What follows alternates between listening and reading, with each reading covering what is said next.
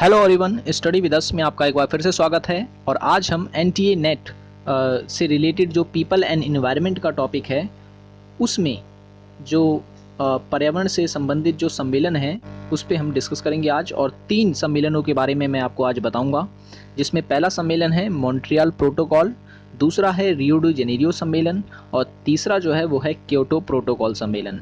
अगर आपने पहले भी नेट का एग्ज़ाम दिया होगा तो आपको पता होगा कि यहाँ इन 3 सम्मेलनों से हमेशा सवाल पूछे जाते रहे हैं।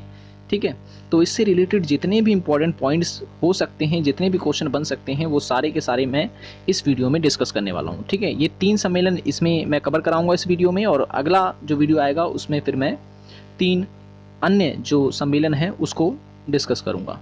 तो वीडियो को एंड तक जरूर देखें, और वीडियो पसंद आए तो लाइक करें, और चैनल को सब्सक्राइब नहीं किया तो ज़रूर कर लें। और अगर आप हमारी पहले की वीडियोस देखना चाहते हैं तो लिंक मैंने डिस्क्रिप्शन में दे दिया है, आप पहले की भी हमारी वीडियोस देख सकते हैं। तो चलिए शुरू करते हैं मॉन्ट्रियल प्रोटोकॉल। ठीक है, तो मैं बता दूं, ऐसे पदार्थ जो ओजोन की परत को हानि पहुंचाते हैं। ठीक है, ओजोन जो है इसे हम साइंटिफिक लैंग्वेज में O3 लिखते हैं। ठीक है ना, और मैं बता दूं कि ओजोन जो परत है वो वायुमंडल में समताप मंडल जो होता है ना, वायुमंडल जो है हमारे पृथ्वी के चारों ओर है, और वायुमंडल को जो है 5 वर्गों में विभाजित किया गया है। सबसे नीचे का जो मंडल होता है उसे हम कहते हैं क्षोभ मंडल। ठीक है, ट्रोपोस्फियर जिसे हम इंग्लिश में कहते हैं। फिर उसके ऊपर जो लेयर है वायु की उसे हम कहते हैं हिंदी में समताप मंडल, और इंग्लिश में से हम कहते हैं स्ट्रेटोस्फियर। तो समताप मंडल में ही एक गैस पाई जाती है जिसे हम कहते हैं ओजोन गैस। ठीक है, तो इसे हम कहते हैं ओजोन परत। तो मैं बता दूं कि जो सूरज होता है, जो सूर्य से किरणें निकलती हैं ना, जिसे हम कहते हैं पराबैंगनी किरणें, ये किरणें जब पृथ्वी पर आती हैं तो ये ओजोन जो गैस होती है ये उन किरणों को छानती है। ठीक है, और फिर जो है पृथ्वी पर भेजती है। तो हम कह सकते हैं कि ये जो ओजोन गैस होती है ये काफ़ी महत्वपूर्ण भूमिका अदा करती है। लेकिन कई कारणों से आज जो है ये ओजोन गैस कम होते जा रही है। ठीक है ना, जिसे हम कहते हैं कि ओजोन परत का क्षय होना। ठीक है ना, तो उसी से संबंधित था ये मॉन्ट्रियल प्रोटोकॉल। क्वेश्चन पूछा गया था नेट के एग्जाम में कि मॉन्ट्रियल प्रोटोकॉल जो है वो किससे संबंधित है, ओजोन परत में छेद से संबंधित है, या फिर ग्रीन हाउस इफेक्ट से संबंधित है, वायु प्रदूषण से संबंधित, ऐसे करके जो है ऑप्शन दिए गए थे। तो उसका सही आंसर था मॉन्ट्रियल प्रोटोकॉल से संबंधित है। ठीक है, सॉरी, मॉन्ट्रियल प्रोटोकॉल जो है वो ओजोन परत के क्षय से संबंधित है। ठीक है, तो ओजोन परत को हानि पहुंचाते हैं के बारे में चर्चा करने के लिए जो है ये मॉन्ट्रियल प्रोटोकॉल जो है किया गया था 1987 में। डेट आपको याद रखनी है 1987 में। तो कनाडा का एक शहर है मॉन्ट्रियल। ठीक है ना, मॉन्ट्रियल जो शहर है वो कहाँ का है, कनाडा का है। तो इस शहर में ही एक अंतर्राष्ट्रीय सम्मेलन का आयोजन किया गया। इसका जो मुख्य विषय था, यानी जो उद्देश्य था, वो ये था कि ऐसे पदार्थों के उत्पादन को कम करना है जो ओजोन परत को हानि पहुंचाते हैं, यानी कि ओजोन की जो गैस है उसको खत्म करते हैं। ठीक है, जिससे कि वायुमंडल में विद्यमान ओजोन परत के क्षरण को रोका जा सके। इस दिशा में सबसे पहला कदम जो है वो क्लोरोफ्लोरोकार्बन के उत्पादन को कम करना है। ठीक है ना, तो इसका मॉन्ट्रियल प्रोटोकॉल का जो पहला कदम था वो क्या था कि क्लोरोफ्लोरोकार्बन जो है उसके उत्पादन को कम करना। और मॉन्ट्रियल प्रोटोकॉल का जो उद्देश्य था वर्ष 1990 तक क्लोरोफ्लोरोकार्बन के उत्पादन और उसके इस्तेमाल को 1986 के स्तर तक लाना था। ठीक है, और वैसे वर्ष 1987 के बाद इस प्रोटोकॉल में कई बार संशोधन भी किए जा चुके हैं। प्रारंभ में केवल 40 देशों ने इस पर जो है हस्ताक्षर किए हैं, लेकिन 2017 तक 200 देशों ने जो है इस पर हस्ताक्षर किए और वो इसमें शामिल हुए। ठीक है, तो ये चीज़ आपको याद रखनी है। ओके, अब रियो सम्मेलन के बारे में डिस्कस कर लेते हैं। तो रियो के बारे में पहले मैं बता दूं, रियो जो है वो एक शहर है। ठीक है ना, ब्राज़ील का एक शहर है, इसका पूरा नाम है रियो डी जेनेरियो। ठीक है, तो यहीं पर यह सम्मेलन आयोजित किया गया था, तो इस कारण उस सम्मेलन का नाम ही पड़ गया रियो डी जेनेरियो सम्मेलन। ठीक है, या रियो सम्मेलन।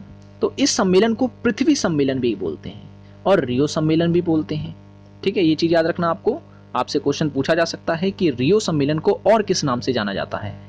ठीक है, तो विश्व पृथ्वी सम्मेलन के नाम से भी जाना जाता है, और रियो सम्मेलन के नाम से भी जाना जाता है, और एजेंडा 21 के नाम से भी जाना जाता है। ठीक है, ये भी आपको याद रखना है। तो इस सम्मेलन का जो आयोजन है वो जून 1992 यानी 1992 में ब्राजील के शहर रियो डी जेनेरियो में किया गया था, और इस सम्मेलन में विश्व के 170 से अधिक देशों के राष्ट्रपति, प्रधानमंत्री एवं अन्य प्रतिनिधियों ने इसमें भाग लिया था। पर्यावरण के तापमान के स्तर में लगातार हो रही वृद्धि को देखते हुए इससे संबंधित उपायों का प्रस्ताव रियो पृथ्वी सम्मेलन में रखा गया। ठीक है, तो हम कह सकते हैं कि इस सम्मेलन में कहा गया कि शीत युद्ध के बाद वैश्विक पर्यावरण संबंधी जो भी चुनौतियां उत्पन्न हो गई हैं उनका अंतर्राष्ट्रीय स्तर पर समाधान करना है तथा विश्व के सभी देशों को इससे सहयोग करना है। ठीक है, इसमें सहयोग करना है। इस सम्मेलन के अंत में सर्वसम्मति से एक प्रस्ताव पारित किया गया जिसे एजेंडा 21 बोलते हैं। ठीक है, अभी मैंने आपको बताया इस सम्मेलन को जो है एजेंडा 21 के नाम से भी जाना जाता है। ठीक है, क्या नाम दिया गया? एजेंडा 21 नाम दिया गया। क्यों? क्योंकि इसमें 21 एजेंडों पर बात की गई थी। ठीक है, तो इसमें कुछ जो महत्वपूर्ण बिंदु हैं वो इस प्रकार हैं, जैसे कि इस ग्रह की सततता को बनाए रखा जाएगा तथा वनों का संरक्षण किया जाएगा। दूसरा, विषैले पदार्थ जैसे कि गैसोलीन में सीसा या विषैले अवशिष्ट पदार्थों का उत्पादन कम किया जाएगा।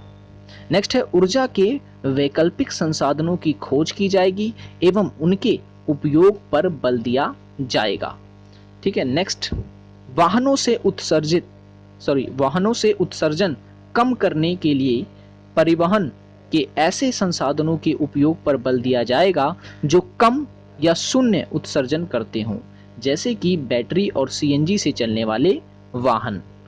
ठीक है, जल की बढ़ती कमी के संबंध में जागरूकता उत्पन्न की जाएगी और पर्यावरण संरक्षण की दिशा में पृथ्वी सम्मेलन एक अत्यंत विशाल सम्मेलन था।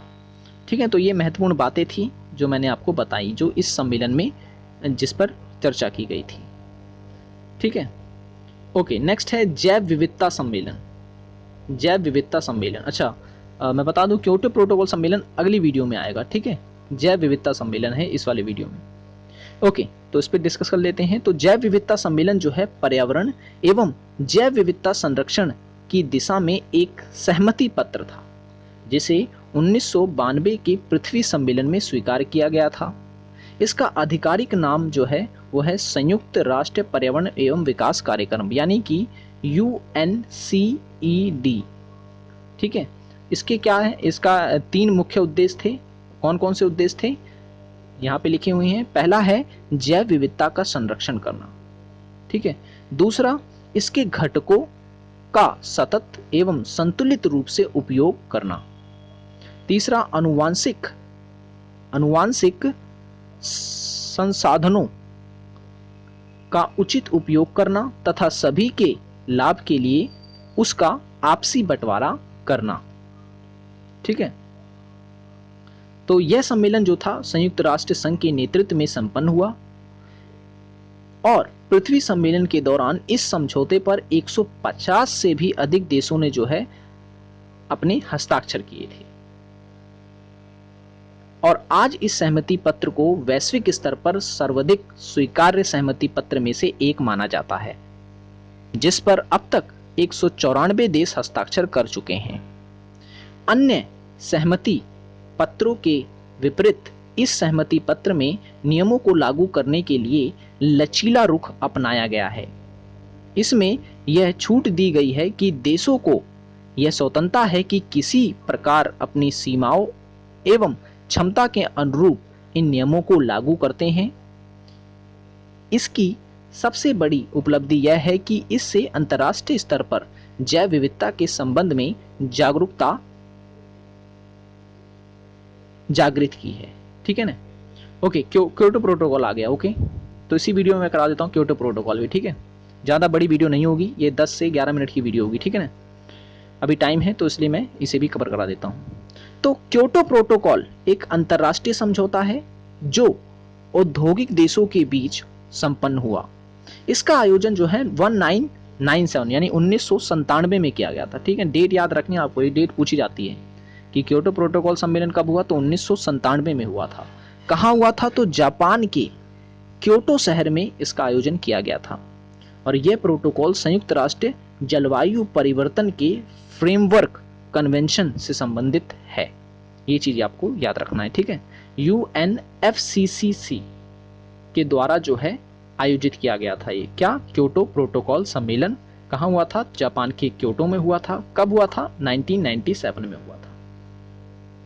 ओके, अब इस प्रोटोकॉल में 2 शर्तें रखी गई थी। पहली क्या थी, इस पर कम से कम 55 देशों के हस्ताक्षर होने चाहिए तथा जो देश इस पर हस्ताक्षर करेगा वे विश्व के कुल उत्सर्जन के 55% के भागीदार होने चाहिए, ठीक है। मई 2002 में आइसलैंड के हस्ताक्षर करने से इसकी पहली शर्त पूरी हो गई तथा नवंबर 2004 में रूस के हस्ताक्षर करने से इसकी दूसरी शर्त भी पूरी हो गई। इसके पश्चात 16 फरवरी 2005 में यह प्रोटोकॉल लागू हो गया। इस प्रोटोकॉल में निम्न मानक तय किए गए थे, ठीक है। क्या क्या मानक तय किए गए थे, ये देख सकते हैं आप कि इस प्रोटोकॉल से जुड़े सभी देश ग्रीन हाउस गैस के उत्सर्जन को कम करना होगा, ठीक है ना। इस प्रोटोकॉल से जुड़े सभी देशों को जो है ग्रीन हाउस गैस के उत्सर्जन को कम करना होगा और संबंधित देशों को उन सभी पदार्थों एवं गैसों के उत्पादन एवं उत्सर्जन में कमी करनी होगी जिससे पर्यावरणीय संकट उत्पन्न हो सकता है। नेक्स्ट है ग्रीन ग्रह प्रभाव यानी ग्रीन हाउस इफेक्ट वाली गैसों के उत्पादन में कमी की मुख्य जिम्मेदारी विकसित देशों पर होगी क्योंकि इसका अधिकांश उत्सर्जन इन्हीं देशों के द्वारा किया जाता है। तो आज आपका ये क्वेश्चन है कि आपको मुझे बताना है कि कौन कौन सी ऐसी ग्रीन हाउस गैसेस होती हैं, ठीक है ना। ग्रीन हाउस गैसेस के नाम मुझे आपको बताने हैं। दूसरा क्वेश्चन आपके लिए ये है कि आपको ये बताना है कि मीथेन गैस कहाँ से उत्सर्जित होती है, ठीक है ना। स्रोत बताने हैं मीथेन गैस के उत्सर्जन के, ठीक है।